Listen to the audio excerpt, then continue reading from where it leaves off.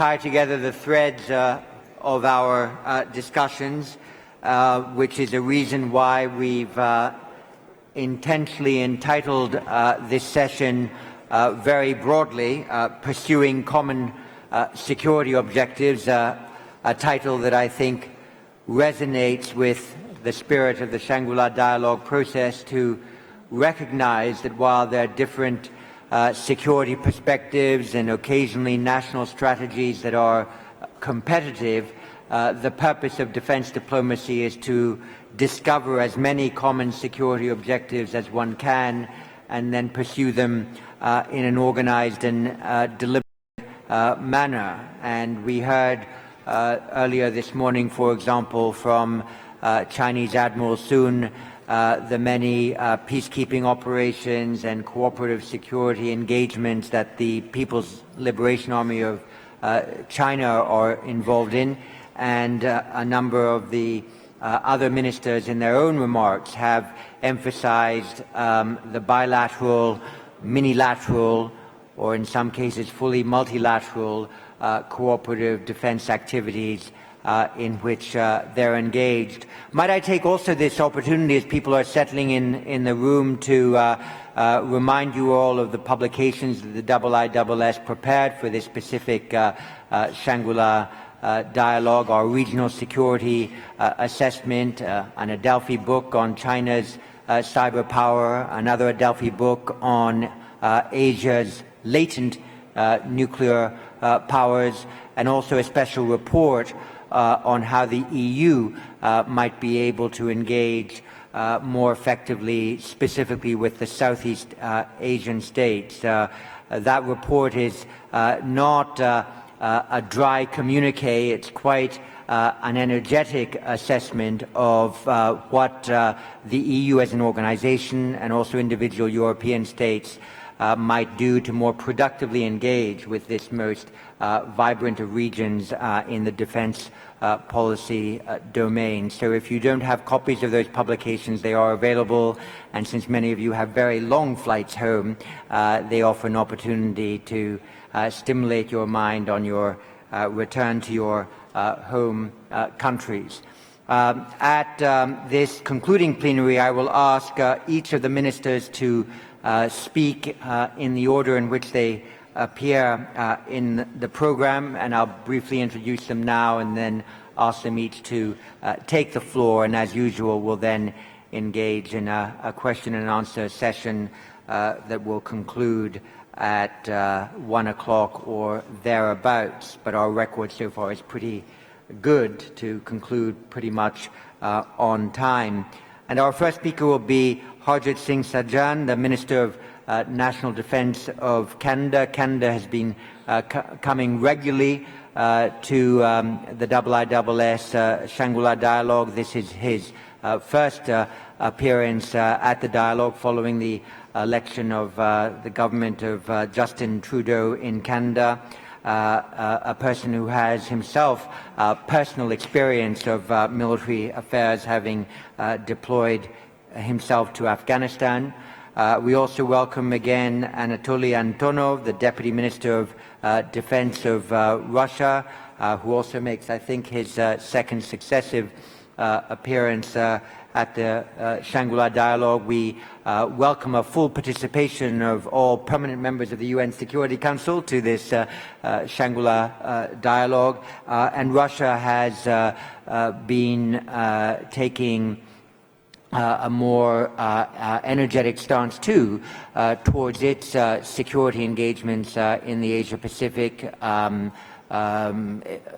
only in the field of diplomatic defense cooperation, but also in arms sales and in engaging, of course, also in some of the Security Council diplomacy, for example, around the vexing issue of the DPRK. So the Russian perspective on Asia-Pacific security is one that we must listen to and engage with.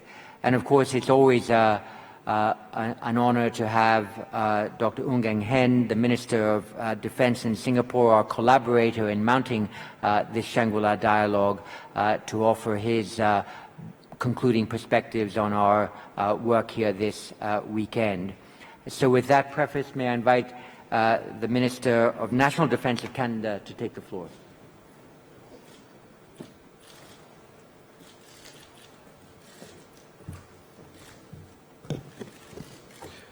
Mr. Chipman, thank you for the introduction. And having learned that you're from Canada, I'm a little disappointed that you haven't been throwing out a few A's along during the dialogue here. But we'll work on that. Ladies and gentlemen, I'm grateful for the opportunity to participate in this year's dialogue. This is my first time attending the Shangri-la dialogue since our government has been in place, and I can assure you it will not be my last. Canada is here and ready to explore new ways to cooperate with our friends and partners in the Asia-Pacific. As our Prime Minister has often said, when it comes to security, nations are stronger and safer when we work together. Whether working within NATO, of which Canada was a founding member, or adding our signature to the Paris Agreement on climate change, our government believes that relationships based on principle don't just serve our interests, they serve the entire world. We also believe diversity is not a weakness, but a source of collective strength. And myself as a former police officer, I can tell you there is an amazing diversity to people in my community. In fact, immigrants from countries across the Asia-Pacific region have made Vancouver their home. Asia has been the largest source of immigrants to Canada. Moreover, Canada's trade with Asia-Pacific countries is second only to our trade with our neighbor to the south, the U.S. As someone born in India and raised in South Vancouver, I can tell you that Canada is very much a Pacific nation, both in geography and in our people. That is why Canada is committed to increasing our engagement in the Asia-Pacific region. More importantly, we are continued to making a meaningful contribution to preventing conflict and bolstering security. We are dedicated to building upon our past contributions as we adjust to an evolving international dynamic and reinforce a rules-based international order. As Secretary Carter said yesterday, nations are increasingly working and networking security together, and by doing so, making a choice for principled and an inclusive future. Ladies and gentlemen, Canada is and will be a consistent and meaningful contributor to international peace and security in this region. We have all taken time during this dialogue to acknowledge some of the challenges we face. As the discussion over the past 2 days show, threats to maritime security are top of mind at any gathering of Asia-Pacific defense officials. Canada is supportive of all interests that increase stability and peace in the Asia-Pacific region. Disputing parties must resolve their conflicts peacefully and in accordance with international law. Responding to the challenges we face also requires clear words and clear actions. As you are aware, Canada has strongly condemned the recent nuclear and ballistic missile tests conducted by North Korea and urged the country to honor its international obligations. And we will continue to work with Asia-Pacific partners and the international community to respond to North Korea's provocative behavior. Responding to challenges also requires clear codes of conduct. Canada has been active in the Western Pacific Naval Symposium to develop and become signatory to the Code for Unplanned Encounters at Sea. We feel this code be an important mechanism to reduce the chance of accidents or incidents between the countries in agreement. Now let me turn to an issue of importance to the entire world, and one which the Asia-Pacific is no stranger, the evolving threat of terrorism. We all know that radicalized groups strike with terrorist acts and other acts of violence. Yet we continue to see the rise of another generation of young adults susceptible to radical voices. As my counterpart from Malaysia so eloquently put yesterday, our responses and strategies must be different and go beyond traditional warfare. Conventional counterinsurgency will not work against Daesh. We need a comprehensive plan to destroy Daesh, its message, and what it represents. I would also like to make it very clear that Daesh does not represent Islam. In Canada's fight against Daesh, we have tripled our trainers in northern Iraq and doubled our intelligence capability to the coalition fight within Iraq there. Canada has learned hard-fought lessons from previous conflicts. I would like to stress that we need to truly understand the complexities on the ground, and we must come together to understand conflict better. Local grievances and political vacuums are driving protracted conflicts to devastating ends. Ladies and gentlemen, radical groups will fill the void created by political vacuums and public discord. Those of us at the forefront of global defense and security know all too well that problems in one nation are rarely contained there. They spill over into neighboring countries and often the region as a whole. Ladies and gentlemen, I believe this is at the heart of why a coordinated approach is required in pursuit of common security objectives. What's more, our citizens are often caught in the middle of these conflicts, and as Canada experienced tragically only a few months ago. On the streets of Jakarta, in mid-January of this year, terrorists carried out a suicide bombing and gun attack that claimed the lives of 4 individuals, including a Canadian. And just weeks ago in the Philippines, we witnessed the beheading of a Canadian by Abu Sayyaf. These are just some of the challenges to the security of the Asia-Pacific region. They affect all nations of the Pacific, Canada included. We have also witnessed that conflict is not the only thing that destabilizes the region. The devastation wrought by major weather events and earthquakes compel us to take decisive action on climate security. In severe cases where civil powers are overwhelmed, and if Canada is asked, we can and will deploy military capabilities to the site of a disaster. In the last several years, Canada has contributed to several post-disaster relief efforts across the Asia-Pacific region.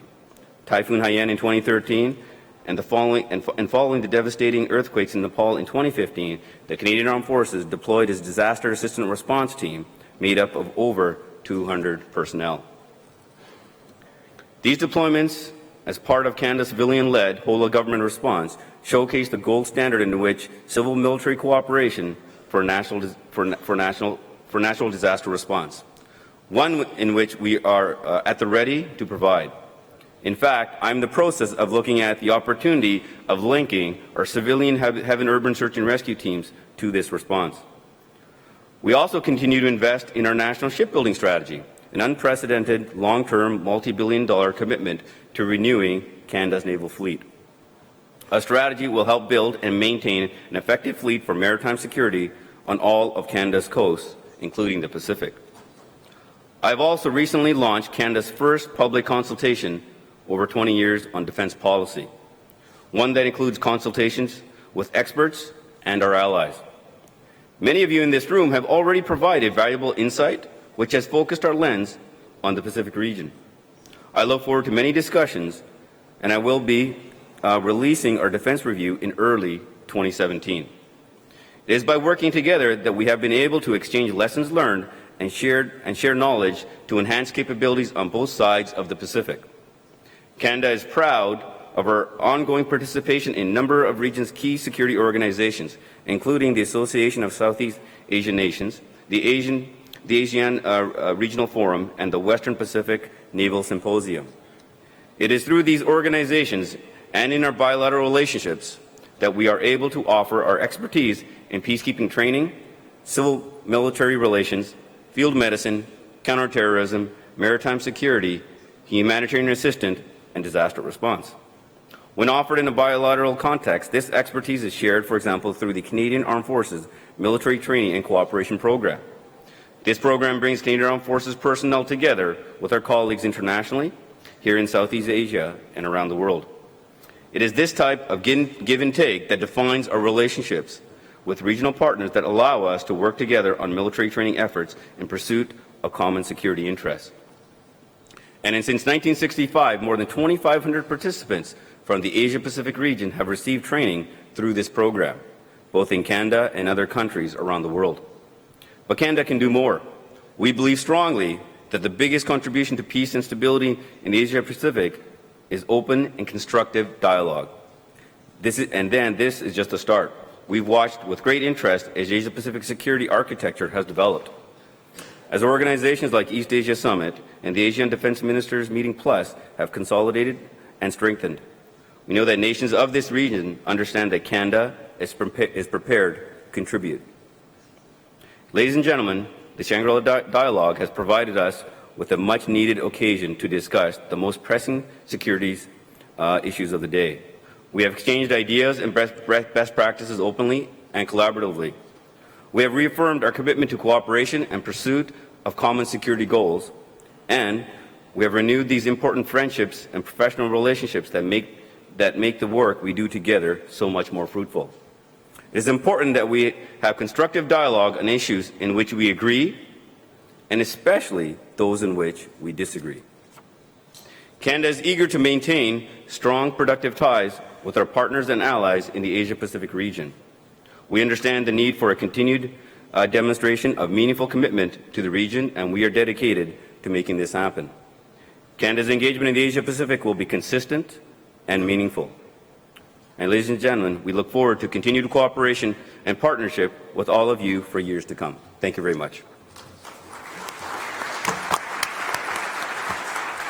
Minister, thank you very much, and we very much look forward to your early 2017 defence review and the place that the Asia-Pacific has in that review, not least after the full consultations you have with members of the Canadian public. Thank you very much. It's now my pleasure to invite Anatoly Antonov, Deputy Minister of Russia, to address the Shangri-la Dialogue. Mr. Chairman, ladies and gentlemen, on behalf of the Russian Defense Ministry, may I start by thanking the International Institute for Strategic Studies and the government of Singapore for hospitality and excellent organization of this event. I would like to congratulate our honorable hosts and personally Dr. John Chipman on the 50th anniversary of the forum.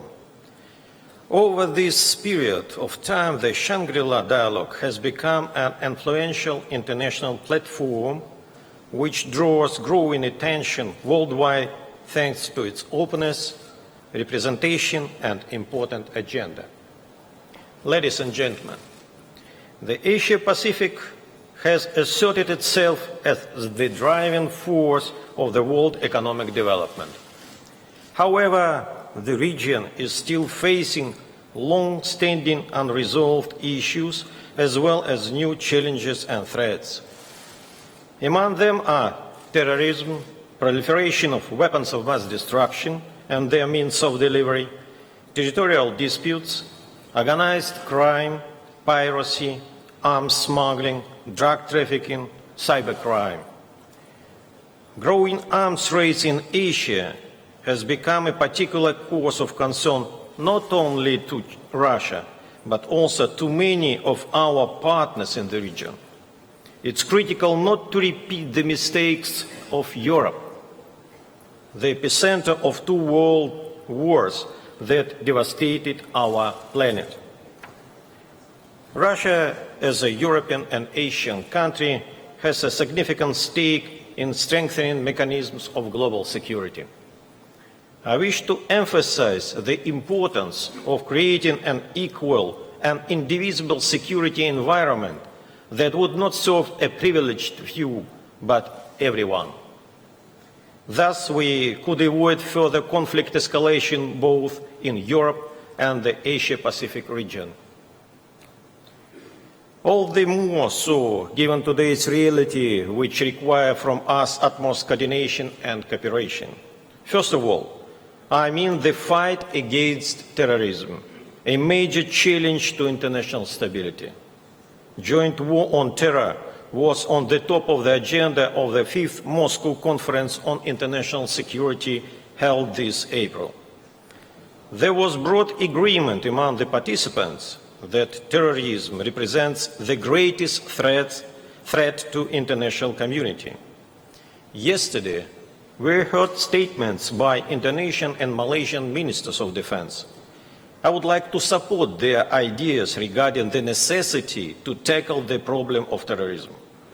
Let me stress that it's high time to stop playing with terrorists. We shouldn't divide them into bad and good guys. We can see the result of such games in Afghanistan and in the Middle East. We have to be united in our fight against terrorism. The Russian Federation has invited all interested countries to cooperation on establishing a genuinely broad international coalition against terrorism based on international law and the UN Charter, the initiative that was put forward by Russia's President Vladimir Putin. The Russian armed forces are effectively performing their duties in Syria, aimed at stopping terrorism away from home, at faraway frontiers, not letting it to spread to Russia or other countries.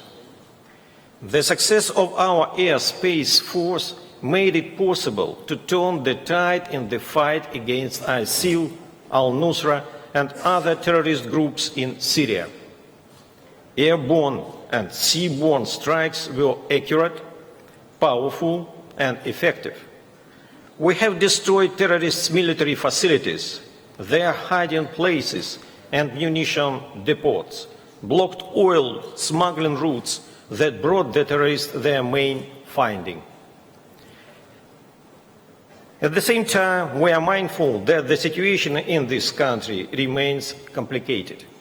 There is still much to be done to support the Syrian army, which with Russia's assistance has managed to liberate over 500 towns, including the pearl of the world cultural heritage, the city of Palmyra. The Russian armed forces have successfully completed demining work in Palmyra. Today, the Russian troops are helping Syrians restore peaceful life. We will continue our humanitarian support, delivering urgently needed supplies such as food and water. This was made possible largely through cooperation with the United States. The agreement on the cessation of hostilities in Syria was put into effect by Russia-United States joint statement of 22 February 2016. However, Russia and the United States could have done more to settle the situation in Syria, and there is scope to do more in combating international terrorism in other regions. There are many areas where we could undertake joint efforts, yet our proposals on cooperation remain unanswered.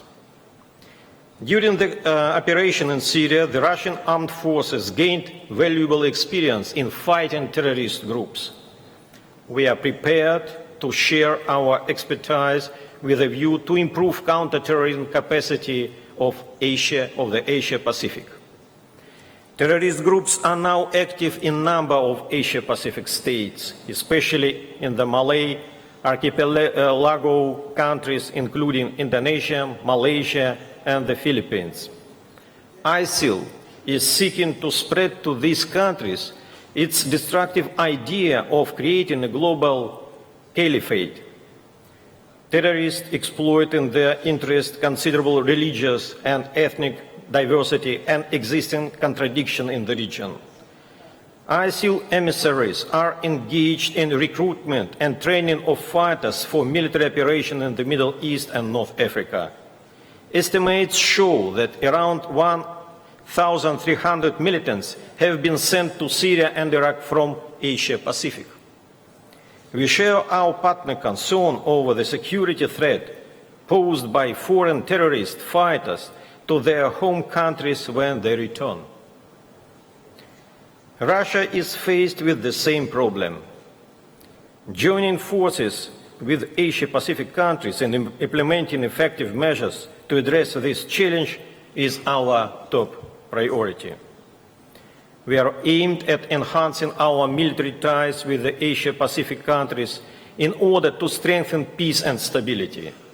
To that end, we intend to actively cooperate in both multilateral and bilateral formats. Russia-ASEAN dialogue, which entered into its 20th anniversary this year, has considerable potential in this regard. On 19-20 May, heads of states of Russia and ASEAN countries gathered in Sochi, where they adopted a number of important documents providing a good basis for raising our relationship with ASEAN to the next level. President Vladimir Putin underscored that, I quote, cooperation between Russia and ASEAN had become an important factor of stability and economic growth in the Asia-Pacific region. The summit was preceded by Russia-ASEAN Defense Ministers meeting, the first of its kind in the history of our relations, which made a meaningful contribution to the preparation of leaders' meeting. The exchange of views by ministers of defense confirmed identical or similar approaches to strengthening regional security, resolving international conflicts, as well as countering new challenges and threats. The ministers identified specific areas of cooperation: counterterrorism, maritime safety, natural and man-made disaster response, military medicine, humanitarian mine action.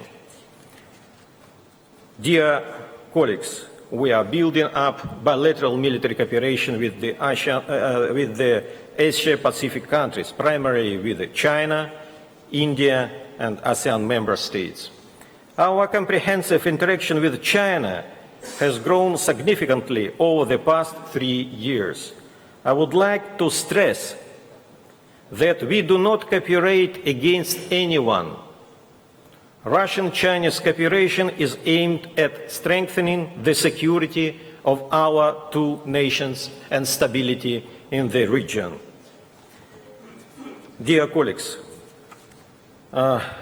I have thought a lot of whether I have to mention the situation on the Korean Peninsula, but after the previous discussions, I decided to do so, just only for 1 sec. We have serious concern about the development on the Korean Peninsula. Russia remains fully committed to non-proliferation regime and non-recognition of DPRK nuclear ambitions. At the same time, we are strongly opposed to excessive military response to Pyongyang actions. We find it absolutely unacceptable to try to use North Korean nuclear missile programs as a pretext to change military political balance in the region. First of all, I am referring to the plans on deployment of new segment of US global missile defense system in Asia-Pacific. Such short-sighted steps are fraught with grave consequences for regional stability. All measures taken should be strictly proportional to the actual threat. And John, I would like to answer to your question that you raised to Chinese Admiral, whether South Korea has a right to be protected. As I understand, whether South Korea has a right to be allied with anybody. Whether I would like to continue, whether we like it or not.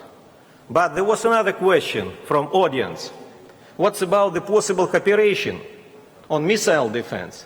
But you decided to change a little this question. I would like to answer you. First, South Korea has a right to be protected. It has a right to be defended. It's up to South Korea to decide who will be ally of this country in defensive sphere. The second, whether it is possible to cooperate with the United States on missile defense. I would like to say on behalf of Russian Federation, not on behalf of China, yes, we can cooperate. The problem is that such cooperation, I mean cooperation between South Korea and United States, should not undercut strategic stability. Please, John, I would like to remind you that the interrelation between missile defense and unoffensive strategic forces was a cornerstone of the last treaty on arms reduction between United States and Russia. And of course, there is no more time to develop this issue, but I would like you to understand that there is two different points regarding the situation with the missile defense system of the United States in the world.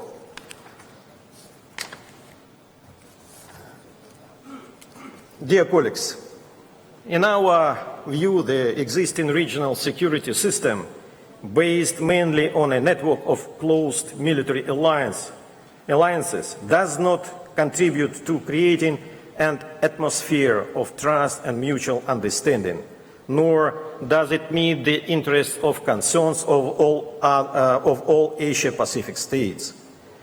Closed military blocs are a relic of the past. Instead, we suggest mutually respectful partnership, recognition of nations' right to determine their fate independently, renouncement of any attempts to ensure one's security at the expense of the others. It's the point that I would like to emphasize when we are talking about the missile defense system in the world. Russia, supported by China and Brunei, launched an initiative to develop a comprehensive regional security framework in the Asia-Pacific.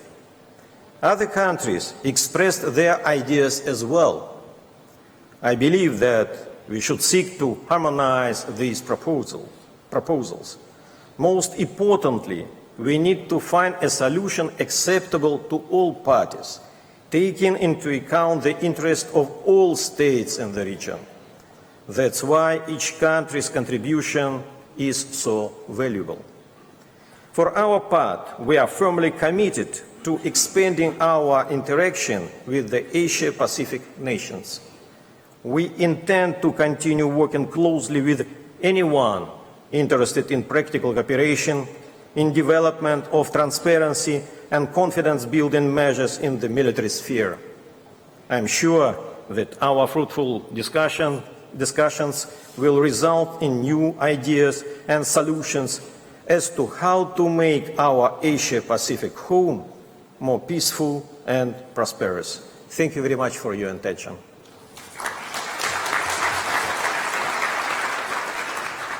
Thank you very much for those remarks and especially for your fleet-footed thinking in answering questions on ballistic missile defense. As you know, for about 30 or 40 years, the IISS has deployed a lot of expertise on questions of arms control, nuclear deterrence, ballistic missile defense. In fact, in the 1970s, we informally brought together American and Soviet negotiators before START II talks and looked very much at the detail of the relationship between offensive and defensive weapons. And as you know, there's always a debate about what the technical capacities are of ballistic missile defenses and whether they can intercept at boost phase or whether they can intercept at a later stage, and whether in fact, therefore, they can be a threat to offensive nuclear forces that are deployed close or far away to where the BMD systems are. So I might invite some of the IISS experts in the hall, Francois Aisbourg, others who might like to opine on this question, also to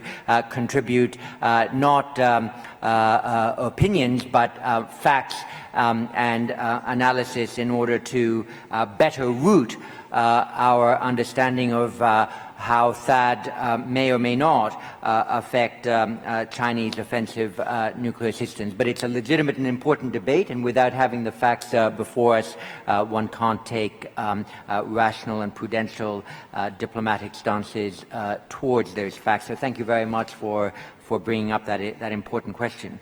It's a delight now for me to invite the Minister of Defense of the Republic of Singapore to address the 15th Shangri-la Dialogue. Minister Ung. Dr. John Chipman, my fellow panelists, Minister Sajjan and Minister Antonov.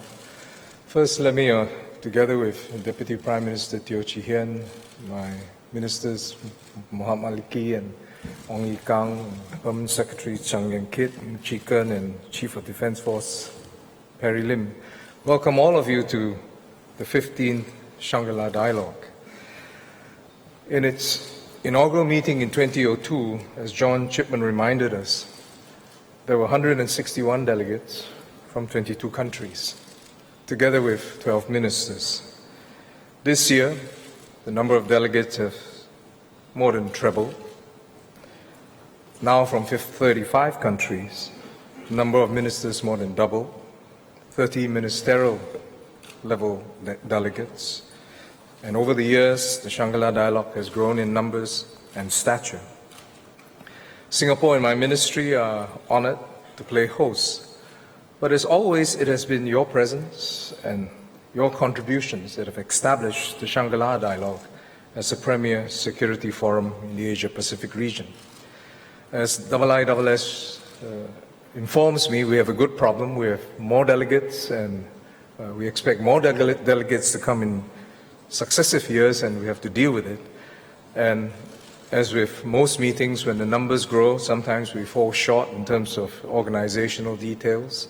I ask for your forbearance as well as to give us feedback so that we can improve.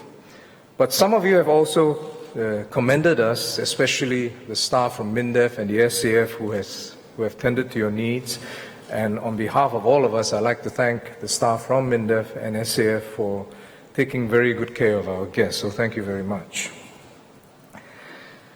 For those of you who were here at inception, you remember that Mr. Lee Kuan Yew, then Singapore's senior minister, gave the inaugural address at the first Shangri-la dialogue in 2002.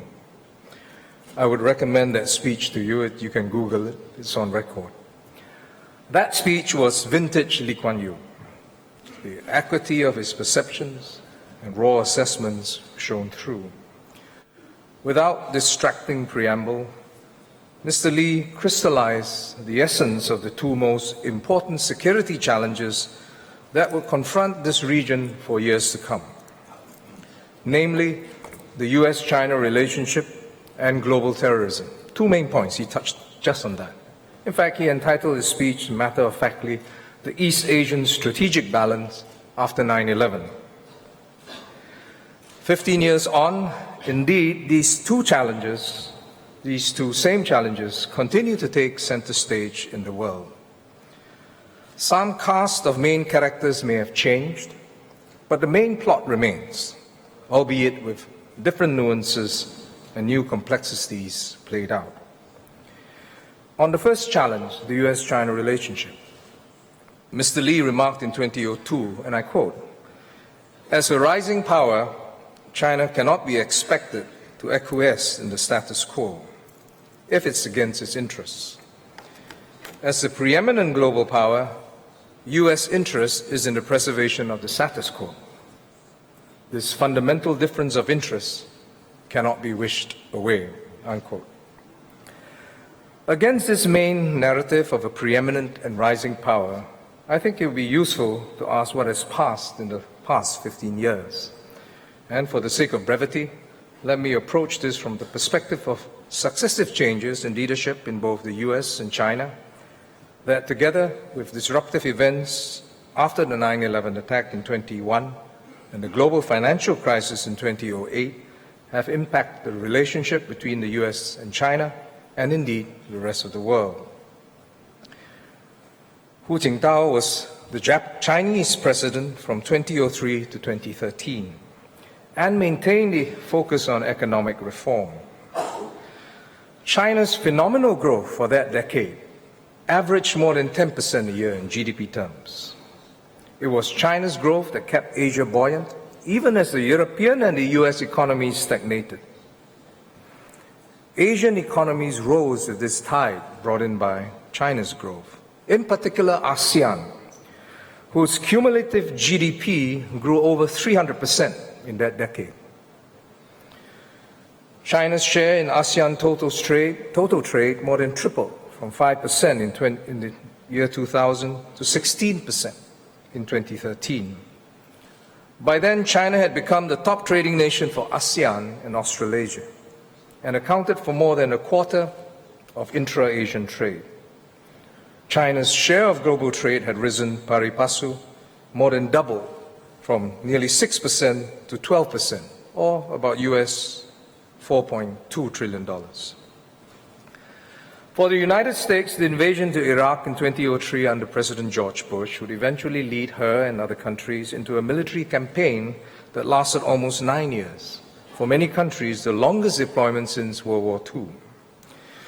President Obama would have to deal with the aftermath of this campaign and the global financial crisis of 2007 and 2008. In the defense arena, the U.S. rebalancing towards Asia started in earnest in 2011, and for trade, the Trans-Pacific Partnership has been negotiated successfully, and it will spur U.S. economic edge and stimulate growth in the Asian-Pacific region if it gets ratified by the U.S. Congress in the last leg of the Obama administration. And as all of us know and expect, a new president will lead the U.S. come January next year. In November 2012, President Xi Jinping was elected as the General Secretary of the Communist Party and the Chairman of the Communist Party of China, as well as the China's Central Military Commission, which made him the paramount leader of the CPC. President Xi vowed then, in his first speech as party leader, to tackle corruption at the highest levels. This was in 2012. Less than a month later, President Xi toured Guangdong, his first trip outside Beijing, and he also spoke about the China dream as a strong nation with a strong military. Since then, President Xi has undertaken deep socio-political and military reforms at the highest level and is now considered, quote-unquote, the strongest Chinese leader after Mao Zedong. The economic agenda under President Xi is dominated by the One Belt, One Road initiative, backed by the successful launch of the Asian Infrastructure Investment Bank, which now has a capital of US $100 billion from 57 founding member states. Whether he decides to remain as president for a third term or not, Xi Jinping at 62 years will be a dominant force in the leadership to steer China for the foreseeable future. With US and China as the main protagonists, the South China Sea and territorial disputes therein, willy-nilly, has provided the stage on which this strategic rivalry is being played out. ASEAN, with some members as dispute claimants, asserts its centrality, but still a position attained by default, and has pushed for a code of conduct in the South China Sea. I think all of us here are conscious that more is at stake than disputed rocks or islands. As Mr. Lee observed in his 2002 speech, quote-unquote, the competition for economic and diplomatic influence has started.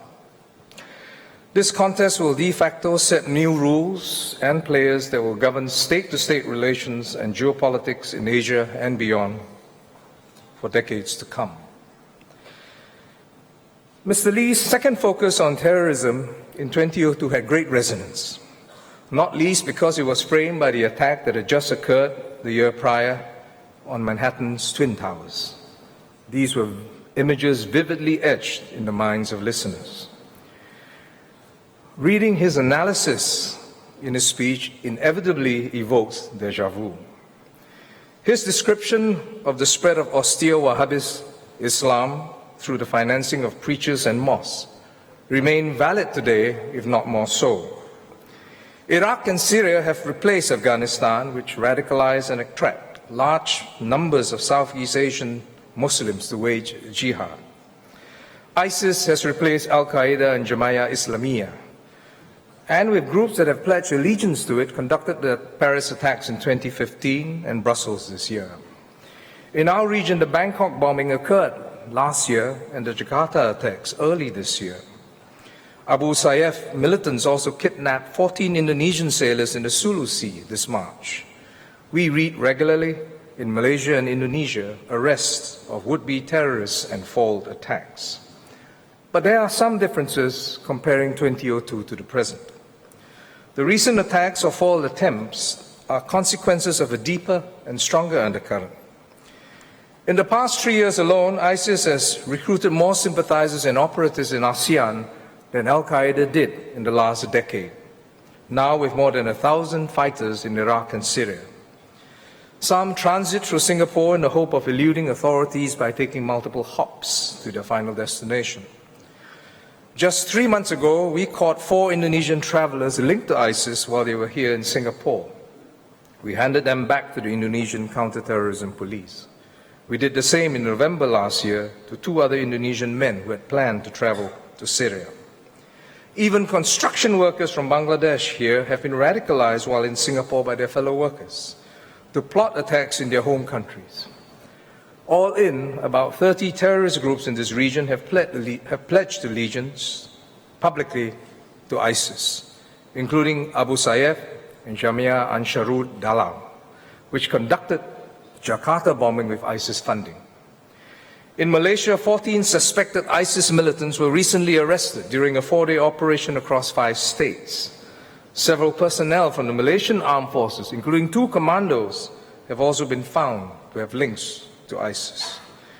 Return fighters have linked up among themselves through their networks and declared their collective goal to establish a caliphate, motivated by, in Mr. Lee's words, quote, a deeply felt sense of Islamic brotherhood that transcends ethnicity and national boundaries and a shared ideology of universal jihad, unquote. Just 2 weeks ago, ISIS released its first propaganda video to target Southeast Asia explicitly in the native languages of Malaysia and Indonesia. Training camps have been reported in Poso in central Sulawesi and southern Philippines. Terrorists have capitalized on existing smuggling routes to move people and arms in the region that includes southern Philippines, Indonesia, Malaysia, and Singapore. This gathering storm has the real potential to destabilize this region, if not tackled decisively and together. Security forces, including militaries of individual countries, will have to combat terrorism rigorously. The threat will grow if terrorist groups become more organized, to mount sophisticated large-scale attacks with deadlier weapons. Collectively, we must work closely together to build up joint responses, strengthen intelligence surveillance and reconnaissance efforts. Where appropriate, we can combine resources for operations.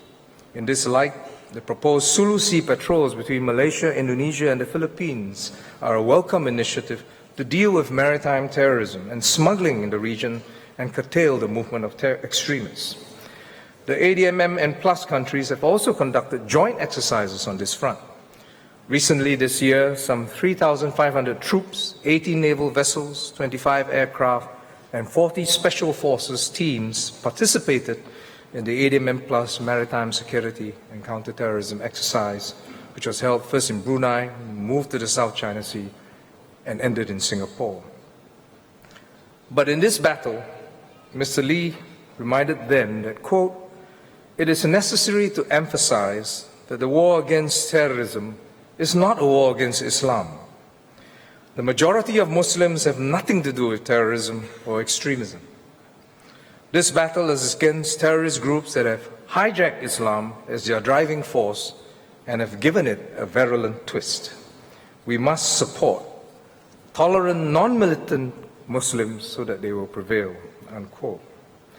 Let me conclude.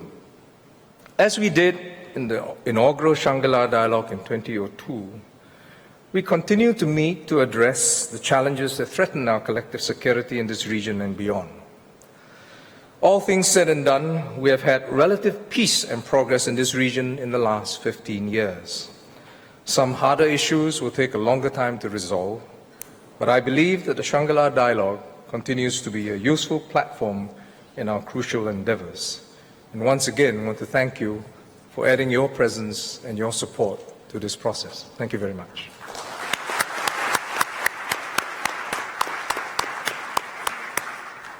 Minister Ung, thank you very much for that very strategic statement, well rooted in a distinguished Singaporean tradition. We welcomed your reflections on the broad geopolitical and geoeconomic scene in the Asia Pacific. And thank you also for providing important detail on how you perceive and how you've had to grapple with extreme jihadi terrorism as it's manifested itself or risk manifesting itself even more so in Southeast Asia. It gives me perhaps also a second opportunity to advertise our IISS Manama Dialogue to be held in the Kingdom of Bahrain 9 to 11 December, where I really think an opportunity could there be seized for effective discussion between some of the leaders of the GCC countries and Middle East countries who are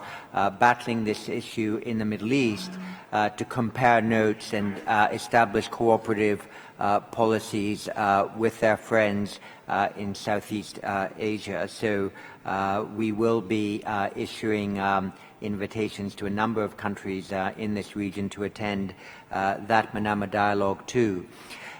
The floor is now open for debate and discussion. I remind you all to put your name card in and press the button so that you join the queue. I've got 8 or 9 people already, including, I'm happy to see, a few people who haven't yet taken the floor and from countries who haven't yet had a chance to speak. So could I first invite from Mongolia, Dr. Bold.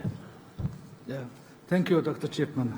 I congratulate you on your efforts on enhancing and improving the security in our region. And I thank all the speakers on the very comprehensive presentations. As I am coming from Mongolia, I want to emphasize again the security issues in our region of Northeast Asia. And I thank Minister Antonov to elaborate on the issues of Korean Peninsula. As you all know, Mongolia tries to do its best to contribute its efforts. We called this initiative the Ulaanbaatar Dialogue for Northeast Asia Security. Yesterday there was a very comprehensive and very good discussion on a special panel on the issues of the North Korea. And I think there was a general, very comprehensive consensus on non-military solution of this issue on the Korean Peninsula. And I want to ask also Minister Antonov to elaborate on his ideas that there is no other way than to find ways of dialogue to resolve the Korean Peninsula issues and the nuclear issues in North Korea.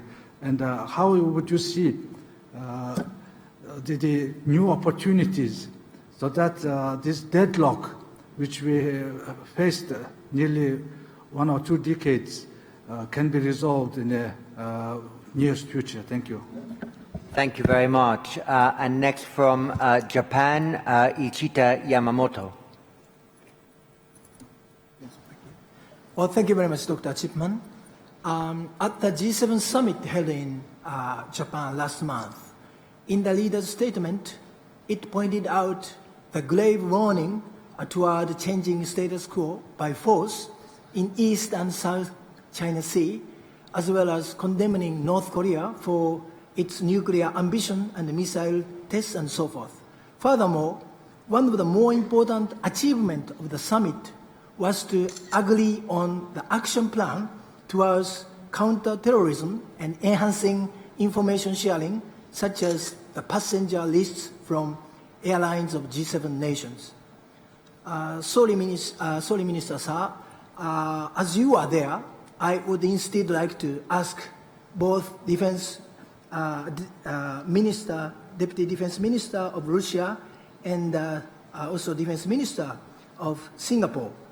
What are your thoughts and perspective on the action of G7 and how it can be expanded globally and more specifically in a civilian context like I had just gave? Thank you. And from China, Senior Colonel Zhao. Thank you, Chairman. My question goes to the Defense Minister of Singapore, Dr. Wu Heng-en, and it is about the regional security architecture, which has been mentioned many times in this forum, and also I think Shangri-la Dialogue, Singapore or ASEAN has made great efforts to support.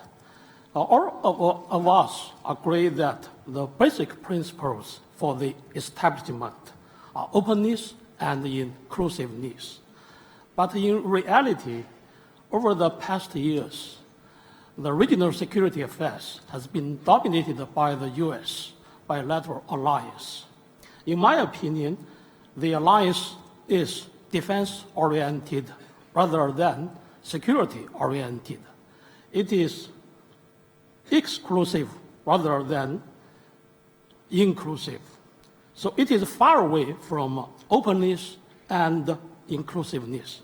So my question is, when we push forward the establishment of a regional security architecture, how should we handle the exclusiveness of U.S. bilateral alliance? Thank you. Thank you. And from Brunei, Abdul Mutai bin Payem Orang. Thank you, Dr. Chipman. I have a question dedicated to Minister Harjit Singh of Canada and Minister Dr. Ng Hen of Singapore. I'd like to touch on one area that you have briefly highlighted, and that is in the area of close cooperation in the context of the Asia-Pacific region. And my question is just simple. In your opinion, ministers, could you please perhaps share a bit more perspective on how multilateral economic initiatives that you just mentioned, or groupings, like the ASEAN Economic Community AEC, or perhaps in particular the TPP that Minister Ng Hen actually mentioned just now, could actually serve as strategic grounds in meeting our regional security objectives. Thank you very much. Thank you very much. Ernesto Bram. Yeah, my question is to the Deputy Minister Antonov. He mentioned that with the support of Russia, Bashar al-Assad managed to liberate areas in Syria. I think the word liberate is a bit awkward to say the least. My question is, what can Russia, as maybe one of the few countries having some leverage on Bashar al-Assad, what can Russia do to improve and not to worsen the sectarian polarization Shia-Sunni, which is also largely instrumental? What can Russia do to improve the polarization? Secondly, what can Russia do to improve and not to worsen the polarization between Syria, Iran, Hezbollah on the one side, on the one hand, and on the other, Saudi Arabia, the Gulf states, Egypt, Turkey, and other countries? And finally, what can Russia do to improve and not to worsen a possible, hopefully, future path towards an inclusive government, respect for human rights and the rule of law, which was actually the original reason and motivation for people to rise up in several Arab countries, including in Syria? Right. Well, that'll be quite a sweeping challenge for Mr. Antonov to describe the whole of Russian policy towards the greater Middle East, from political change to military conflict. But I'm sure he'll take a good stab at it in a moment. From Pakistan, Dr. Zafar Nawaz. Thank you very much, Dr. Chair. My question is directed to the Russian Defense Minister, and I was very much delighted that he raised this issue of missile defense system. President Putin has recently said that deployment of the gadgets of the missile defense system in Poland and Romania has undermined the Russian security, and similarly, our government has also pointed out when the Indians recently tested anti-ballistic missile defense system, one of their targeting. So in that my question is framed like this, that if you see, Paris has lost its significance at the Conference of Disarmament. And at the same time, when we are looking about these kind of the gadgets coming into play, definitely they will be part of the South Asian military arsenals, and especially Southeast Asian military arsenals. So what will be the Russians' countermeasure, or how we are looking about it, especially taking into account that since 2002, the ABM treaty has been quashed. So when we look about that, the new era is emerging in which the missile beds debate has started since April 2010 when X-37B satellite was tested. So to target the offensive missile at the boost phase. So what is the Russians' countermeasure? Because that countermeasure will be unleashing a new kinds of the arms race. Thank you. Thank you. François Hesbourg. Yeah, well, I guess my question to Anatoly Antonov comes very much in the footsteps of the one which has just been posed. Now, as an analyst, but also as a Frenchman who comes from a country with a capable but relatively small strategic nuclear force, I am very much aware of the potentially destabilizing potential of anti-ballistic missile systems directed at intercepting strategic nuclear missiles. However, the range of THAAD interceptors and the associated radar systems does not fit that description. We are not talking about strategic capabilities here. Therefore, I assume, possibly wrongly, that the opposition to THAAD deployment in the Republic of Korea is in part motivated by the fear that the system deployment would be the narrow edge of a much wider wedge. And in order to allay such fears, it would seem to me to be a rational thing to have some sort of dialogue between the three nuclear powers present as such in the region, that is China, Russia, and the United States, and the Japanese and South Korean allies of the US, to set limits on ballistic missile defense systems deployed in the Republic of Korea and Japan. I'd be very interested in having Minister Antonov's reactions to that. Thanks. Just because we want to be able to catch every diplomatic initiative launched at the Shangri-la dialogue, could I just repeat that? Essentially, Francois is proposing a new form of five-party talks: China, Russia, US, Japan and Korea on BMD in Northeast Asia. And objectively, that sounds like a sensible approach, and I wonder if any of the countries mentioned in that group of five would wish to endorse that as an idea that might be carried forward. And of course, the IISS would be very happy to facilitate it if that was helpful. From the Republic of Korea, you might put your own vote on this proposal. Professor Suk Lee.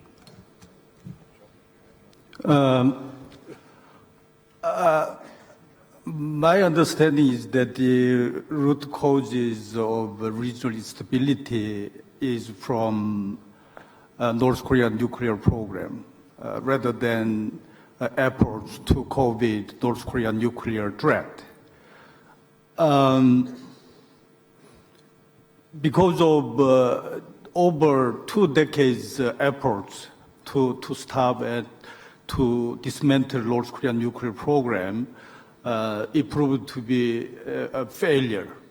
That kind of failure led us to think about how to effectively COVID North Korean nuclear threat. That kind of strategic thinking is related to strategic option of missile defense on the Korean Peninsula, I think. My question is going to Deputy Minister of Russia. What kind of contribution and actions can be taken by Russia in implementing the nuclearization of North Korea? And from Australia, Dr. Jeff Wade. Thank you, Chair. A short question for Dr. Ng. We've heard a lot about the South China Sea, much less about Western Southeast Asia. There have recently been, yet again, proposals to push a canal through the Kra Isthmus. Singapore, Malaysia have always been opposed to this, but the advantages for East Asia in terms of much shorter transits is obvious. Is it going to happen, and what would be the economic and security implications of such a canal? And from the Philippines, Ava Patricia. Hi, good morning. My question is for the Russian Deputy Minister of Defense. Sir, you made mention about your concern about arms race in the region. As one of the world's main defense suppliers, how can you respond to this concern? Thank you. From Norway, Espen Barth Eid. Thank you, John. My question is to the Russian Deputy Defense Minister Antonov. Your country, Russia, and my home country, Norway, had a maritime dispute for 4 decades, which we finally managed to overcome through mutual adherence to the international law, particularly the Law of the Seas Convention. And while we were having that dispute, we also had a successful regime of avoiding escalation and conflict in the Arctic Sea, which I think was contributing to the final successful outcome. Do you see any advice from that experience that could be applied to any player in this region? From China, Major General Yao. Oh, thank you, Dr. Chipman. My question is directed to Mr. Antonov. I think China and Russia has the shared concern over the deployment of BMD systems in both Eastern European countries and in East Asia countries. For such deployment, I agree totally with you, would damage the strategic stabilities between China and the United States and also between Russia and the United States. Given that shared concerns, China and Russia has coordinated their positions on BMD deployments, and they have also recently conducted a joint computer exercise. So my question is, what more can China and Russia do together to react or to respond to the missile deployment in both Eastern European countries and in East Asia countries? Thank you. Thank you very much. I'll just take 2 final comments and then I'll return to the panel. Jean-Marie Guénaud. Thank you. And I wanted to ask the Deputy Minister of Russia his position on military activities in the High Sea. Traditionally, Russia, as a superpower, has been favorable to unhindered activities in the High Sea. And what does that imply for the South China Sea? Thank you. Thank you. And finally, from India, P.S. Narayana. Thank you, Chairman. This is addressed to the Russian minister. So you made a reference particularly to your strategic partnerships with both China and India. But the Russia-China-India forum, the trilateral, does not seem to have any strategic content at all. Is it because Russia, like China, is concerned about U.S.-India strategic partnership? Thank you. Thank you very much. Well, I think what I'll do now is return to the panel and allow each of them to give their concluding thoughts in the order in which they originally spoke. So I'll ask the Minister of National Defense of Canada to answer first. You were asked a question about multilateral economic arrangements, but do take the opportunity to add any final thought you might have given the debate that you've just witnessed. Second, I'll ask Deputy Defense Minister Antonov to speak. You had a lot of questions, but they essentially group into 4 groups. One big group was BMD and diplomacy towards the DPRK. A second was on territorial disputes in the region and what lessons could be drawn from your own. And then there was the Russia, China, India point. And you might add a sentence or 2 on how you perceive Russia's grand strategy to the Middle East. But I'd invite you to focus on the Asia-Pacific region, since that is where we sit. And of course, Minister Ung had a number of questions on the G7, the regional security architecture, and some specific ones more recently on other initiatives being taken. So that's our agenda to conclude. Minister of Canada first.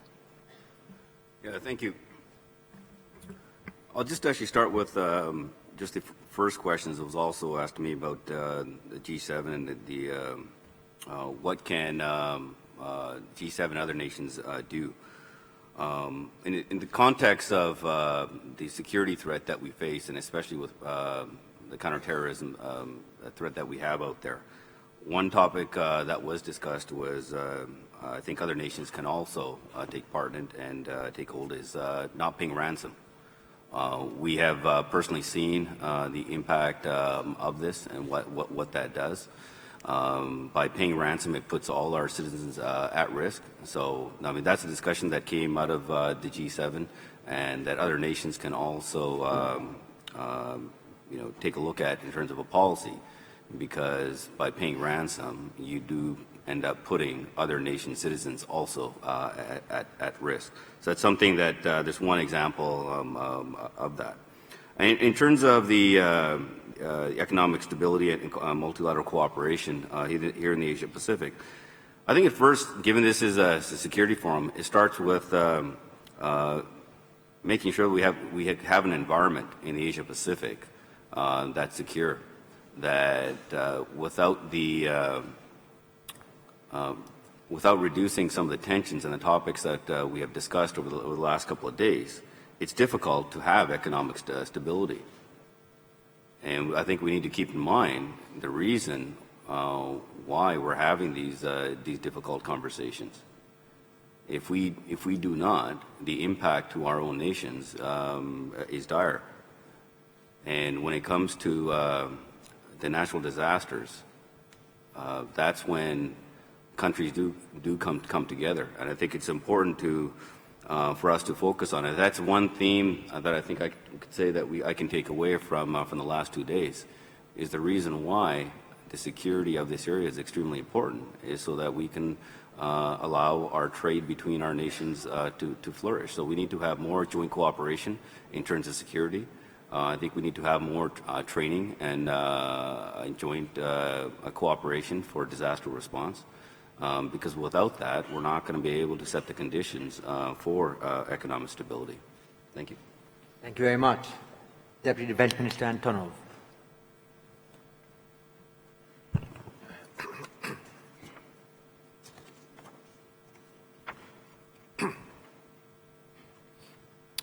Thank you, Mr. Chairman. A few words about North Korea missile defense. I fully share views of the majority of experts that there is no military solution of this issue. At the same time, I would like to confirm the position of Russian Federation that we support all UN Security Council resolutions on this issue. There is no way for us to recognize nuclear missile ambitions of North Korea, and we will do our best to take North Korea to NPT as non-nuclear weapon state. We have formed 6-party talks. It's not working now, but you see that we shouldn't try to find another format for trying to find a solution on this issue.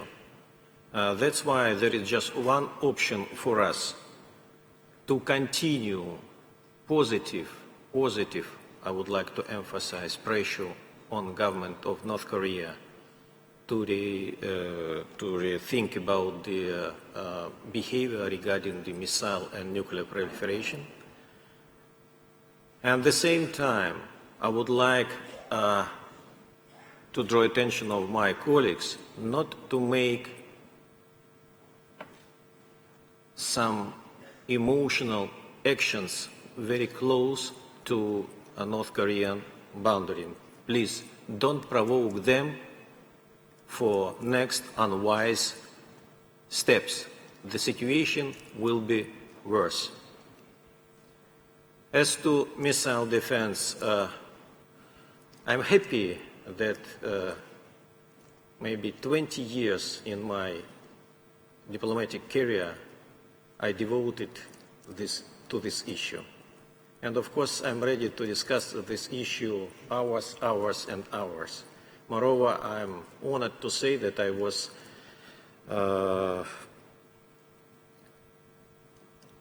ordered to conduct negotiations with the United States on this issue in previous years. So there is a problem. We never say that we are against any anti-missile plans. We have anti-missile activities. We have anti-missile strategic area on the territory of the Russian Federation, for example, in accordance with the treaty ABM treaty, we have a site around Moscow covered by anti-missile systems. So I would like you to understand that, of course, each country has its own right to develop any weapons that it wants, except, of course, nuclear, biological, and chemical. It goes without saying that we have to stick to this convention. But at the same time, what I mentioned, that it's very dangerous if one or another country tries to increase its security at the expense of another one. As to missile defense of the United States, architecture, what this country would like to implement, this architecture creates a problem for Russian deterrent forces, as well as for deterrent forces of China. It's clear. We called on United States to stop implementing their plans. We offered them cooperation. It was done by my president many times. We have found a clue from magician room where there is a solution, but we failed to persuade United States to continue dialogue with us on this issue. It's a problem. When and if they are ready to continue such dialogue, we'll be looking at such opportunity. But as I understand that the time is not right for such consultation today. As to interesting proposal regarding new P5 format, you see, it goes beyond my pay grade. I'm still deputy minister, and I would like to return back to my Moscow at the same position. I would like to be polite, and I would like to say that we will look very attentively at all proposals regarding the possibility to find a solution on this issue. As to Middle East, my dear colleagues, I would like to confirm we don't support Assad regime, and that's why it's not appropriate to say that we are supporting them to liberate their country. We supported all forces, including Assad forces as well as opposition forces, and opposition forces who are fighting against ISIL. The problem in Syria now, it's a lack of coordination between all countries involved in this conflict. As I said to you that Russian forces made a lot to improve the situation in this country, and my president has satisfied with the results of our activities, and he has ordered to withdraw some troops from this country. But we have enough to continue fighting against not opposition, but against ISIL, Jabhat al-Nusra, and other terrorist organizations. We have very close contacts with the United States on this issue. We have special channels in Geneva, in Moscow, in Khmeimim, it's our base in Syria, as well as in Amman, where there is a base of United States. So sometimes I don't understand my colleagues from Pentagon. You see that Mr. Kerry many times said that we're in favor of cooperation, coordination between military guys of two countries. Immediately, maybe after 1 minute, Pentagon tries to confirm that we don't want to cooperate with the Russian Federation. There is no cooperation, there is no coordination. You see that if they are offended to use such word, you see that I offer another proposition to use maybe synergy of efforts. There is no coordination, there is no cooperation, but the results is the same. But I would like to repeat that we can do more if we are together. We are permanent members of Security Council. We bear special responsibility for peace and stability, Moreover, I would like to say you, regardless current status of our relations, we are doomed for cooperation.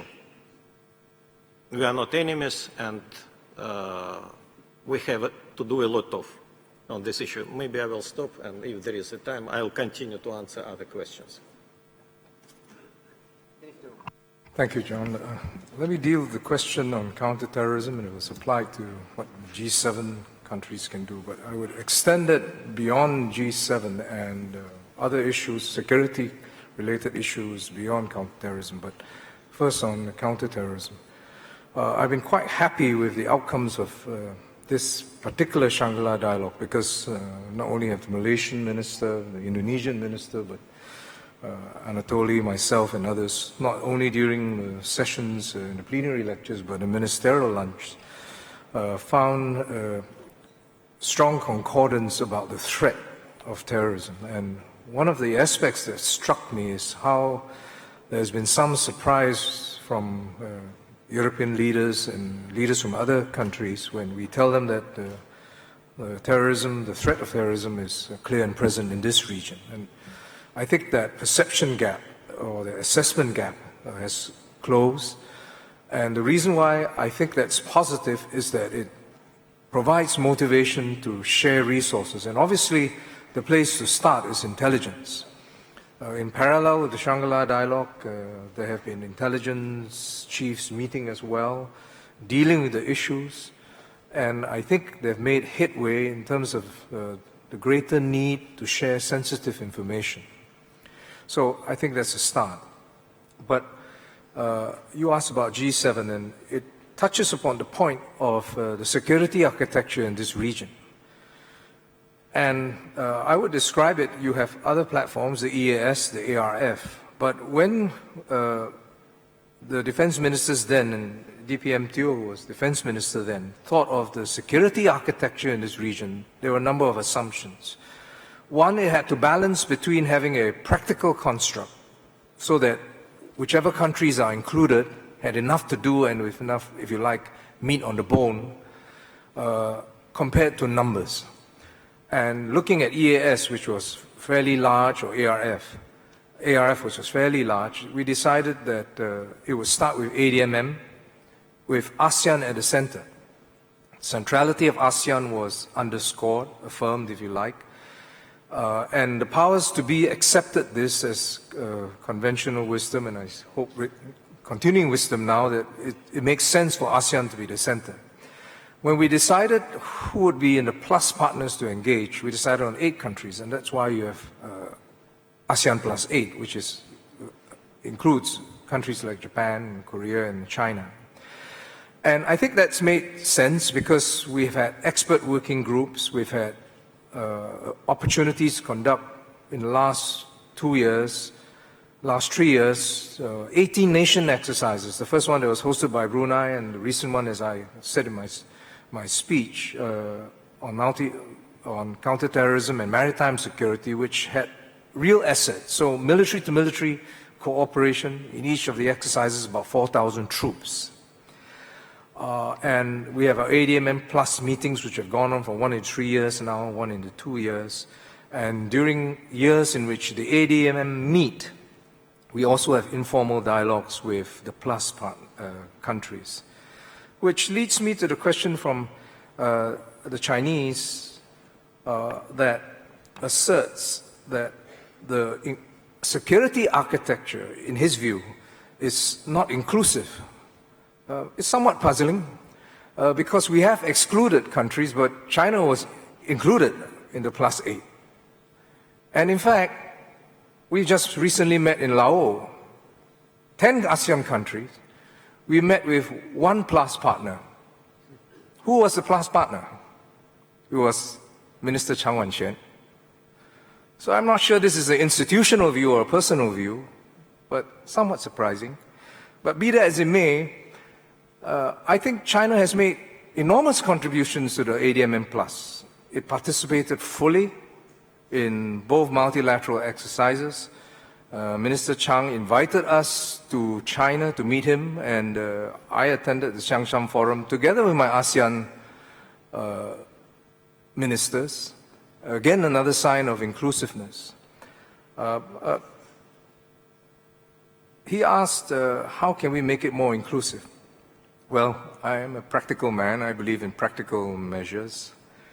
I think on behalf of all of us, I would like to invite Minister Chang Wan-chen to come to Shangri-La Dialogue. Anatoly said it was beyond his... Please extend our invitation on behalf of all of us in this room, and I'm sure John would agree. We'll be delighted if Minister Chang comes. Minister Liang Kuan-leh has come, and it was a very good speech, well received. Anatoly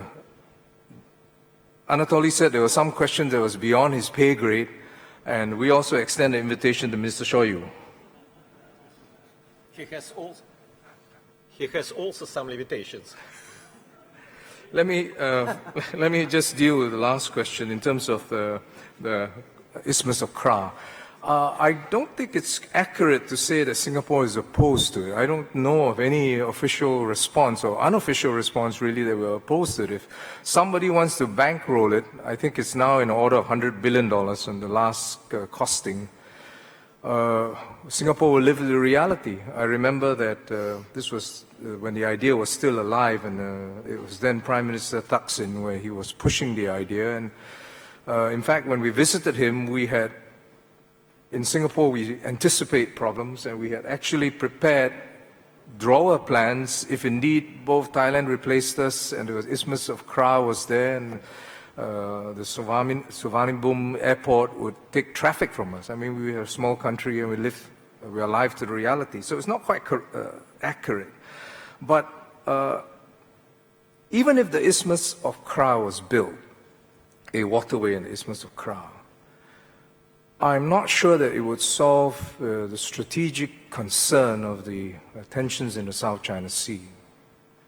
And I think that all of us are alive to it. All of us have said that it is an essential waterway. And someone mentioned rules of the road that apply to high seas. And somebody asked the question of you, Anatoly, and the Russian position was that, how does it apply to the high seas? I think that's the fundamental question. How do you govern? Do you treat the waters in open seas as you would land borders? You would treat resources. I think the resources are very clear. But in terms of ability for both civilian and military ships to have passage, to be able to move freely, I think there has to be a difference in terms of the air above you or the land borders. To have those restrictions applied to critical waterways will, I think, inevitably create zones of conflict, and I think will be untenable situations. Minister Ung, thank you very much for those very detailed and again thoughtful and strategic remarks. It now falls to me just to say a few words in conclusion and a few words of thanks. I might wish just to confirm how the Shangri-La Dialogue has grown. This year we actually had exactly 602 delegates, but of course delegates, especially the most senior delegates, don't come unaccompanied. They come with officials and observers, and we also have a number of media attending. So the total amount of additional delegates came to additional observers and entourage came to exactly 2,779. So we issued 2,779 badges to delegates, observers, officials, and the media. And while we had 32 countries represented, we actually had 51 nationalities attend, such as the diversity of the representation of these countries. When the Shangri-La Dialogue was established in 2002, it wasn't capable of trending, since this was in the pre-Twitter age, but I'm delighted to inform you that in 2016, the hashtag Shangri-La Dialogue has trended, of course, here in Singapore, but also in India and numerous other countries. So I think many millions of people have had the opportunity to take note of our on-the-record discussions, not just the viewers to the live feed of CCTV and the many other media here, but also the followers on Twitter and social media that have paid attention very closely to our deliberations and our debates here. We at the IISS, working with our friends in the Ministry of Defense here in Singapore, will work exhaustively to ensure the strength of this intergovernmental forum. And we want to make certain that it remains the premier intergovernmental forum for the discussion of Asia-Pacific security. The Shangri-la dialogue is an organic being, and as I said in brief remarks at the Astana yesterday, any organic plant needs the occasional trimming of the branches, some watering of the roots, judicious application of fertilizer to make certain that it grows well and remains healthy. And we will retain a focus on ensuring that this is a defense minister-led intergovernmental forum, drawing properly representation from Europe, North America, South Asia, Southeast Asia, Northeast Asia, with guests coming from one or two other regions in the world from time to time who also have a stake in Asia-Pacific security. And to ensure its centrality as an intergovernmental forum, it will be important to ensure that about 2/3 of those delegates participating come from governments, represent governments, and that a balancing third is equally divided from important members of the business community and leading members of the analytical and media community, making special emphasis to ensure full participation, especially of younger analysts from the Asia-Pacific region, the successor generation of people who will, in due course, themselves be taking responsibility for the security and defense of their countries. It's why this year we were very happy to have an Asian Young Leaders program, and in 10 minutes I will be very pleased to be hosting a lunch for Asian young leaders, some 40 or so who attended the Shangri-la Dialogue, a program that the IISS will be delighted to continue in future years. I invite you all to attend lunch in a moment and wish you all a safe trip home. But before I do that, I would like to extend first my thanks to the staff at the IISS. In the military, one often refers to a tooth-to-tail ratio. So just to confirm, we had 2,779 people here, and we had 18 members of the IISS staff supporting those 2,779. Bear with me as I thank Bonnie Blay, Alexander Buckle, Jessica Delaney, Cleo Dunkley, Lily Harkonnen, Rebecca Fishley, Celis Joannis, Clara Lee, Janet Lim, Stephanie Love, Yusuf Mubarak, Sam Nugay, Kevin O'Sullivan, Eva Siddiqui, Richard Saunders, Catherine Scully, Emily Work, Claire Willman, and our interns Robert Cullum, Ju Won, Meng Wang. That gang of 18 supported 2,779 people. I think we're an efficient organization. I'd like now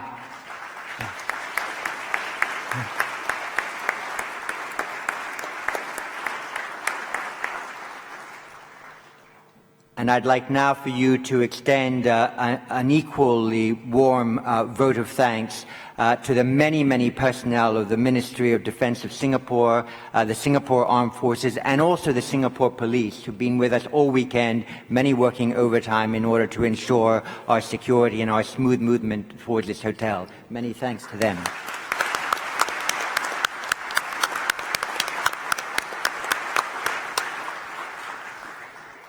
So with that, I declare the 15th Shangri-La Dialogue a success and closed, and wish you the best lunch possible and safe travel home. Thank you very much to all.